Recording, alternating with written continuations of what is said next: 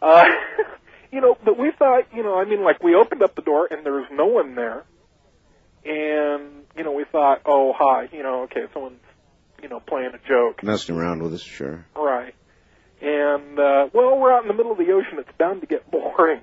But the thing is that we didn't hear anybody wandering around. We lift up on top. We went running around. It's the middle of the night. Well, ships are as likely a place as any for a haunting, maybe more likely than most. Well, yeah, I was also on the Forrestal, and we had, there was a big fire on there, and we had well over 100 and some people get killed. I recall. And, but the thing was is that we closed the door, and after looking around, and then it was 20, 30 minutes later, this, knocking came back, and, we started, it's like calling out, knock it off, you guys, and it just kept on going. Of course. And I ran out I went out to the front part of our signal shack and went out another access door. My other signalman, he went out the other access door. We found not a soul. And we were supposed to have what we call a sleeping mid-watch. In other words, you came back at it from both directions to catch whoever it was. Right. And the only way, if there would have been someone up there, the only way they would have been able to get off of the bridge without being seen was to jump off of the bridge. And that would have, that was like about a 20-foot drop. I've got you. So it was something, but you don't know what. We looked around, even for something, a loose wire or something like that, we never found anything. But it made for a few sleepless nights. I'm sure it did. I'm sure it did, especially at sea, which is kind of an eerie thing anyway. Thank you very much for the call. It is a little eerie to be at sea. There's nothing around. Or is there? This is CBC.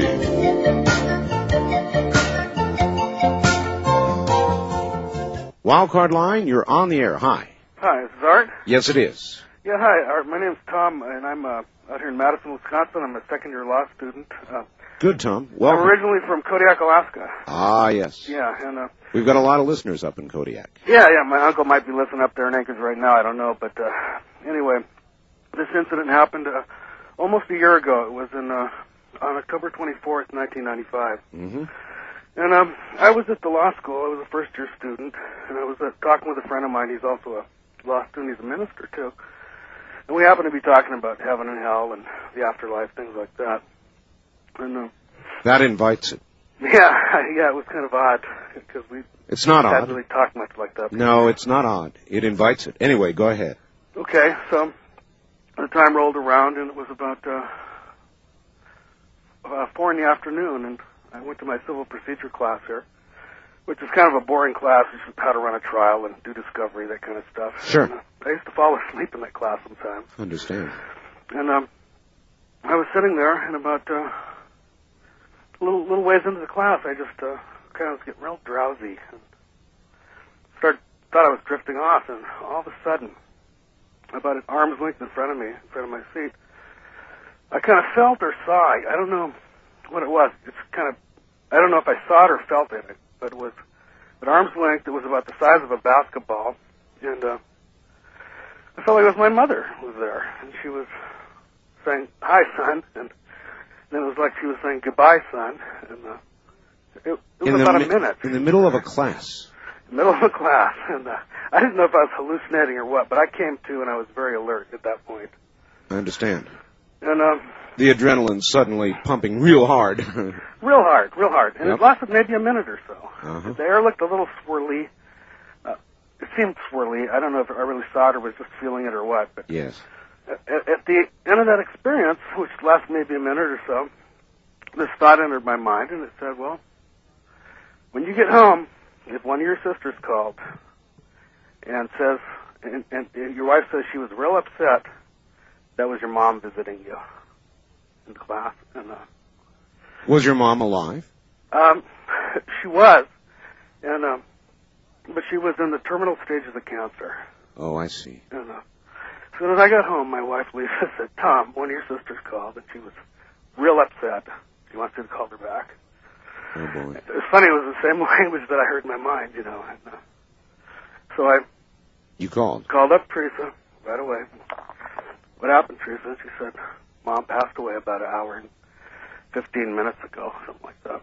Yep. And it was exactly the same time when he visited me in class. In the middle of a busy but boring class. Yeah, civil procedure class, and it was just... It was amazing. There's no question in your mind, is there, that was your mother? No question, because I've never had an experience like that before or since. Yeah. And it's just like she came and said, actually when she visited me, it was about an hour and 15 minutes after she had passed away California time. I've got you.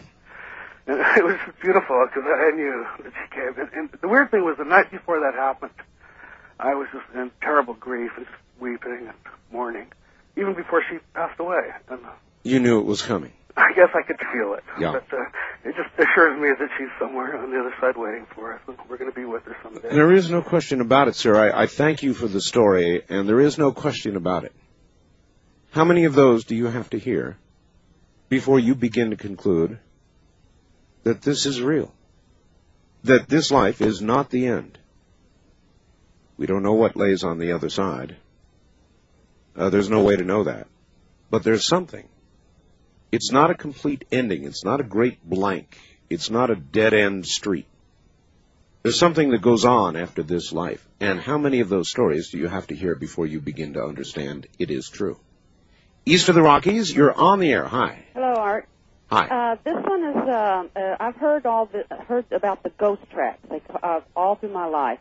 And I've never been out there. I've heard, several people that go out there. My daughter and her boyfriend, they went out there about wait a minute. Where is out there, and what are ghost tracks? Okay, San Antonio, deep South San Antonio, off of South Crescent Street. You might be familiar with it since you were down here for basic training.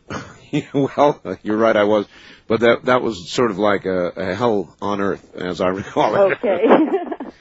All right, they're called the ghost tracks, and I had my daughter research it.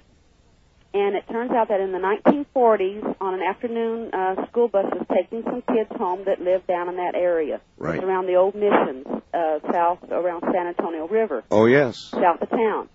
And what happened is, as they were going over the tracks into their little neighborhood, the dang bus stalled, and this darn train couldn't stop in time. They didn't have road crossings back then, track crossings and stuff, warnings. Right. And it hit the bus, and it killed the driver, I understand, and all the children that were left on the bus. Oh, my. So I had my daughter and her boyfriend show me how to get out there last Saturday just to go see, before I gave you a call.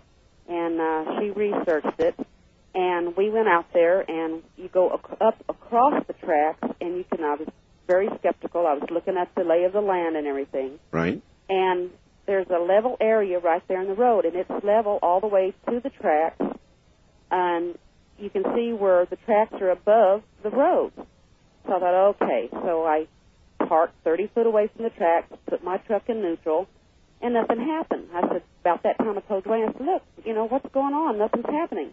At that time, my truck starts getting pushed. I mean, that's the only way you can describe it, is pushed. Well, no, your truck was pushed? My truck was being pushed. I'm sitting on level ground on the street. And the next thing I know, my truck is being pushed, and by the time we reach the tracks, now this is only a little 30-foot distance, I'm going at a pretty good clip, about 15 miles an hour, 20 miles an hour, and I'm wanting to put on my brakes. He says, no, don't put on your brakes. They say if you put on your brakes that your windshield shatters.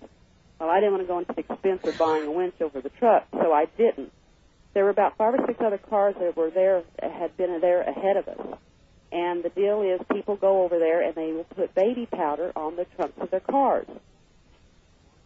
We made another trip. Why do they put baby powder? Because the legend is, or the story is, that's why they call it the ghost tracks, that the children, if you stop there, that they will push you over the tracks.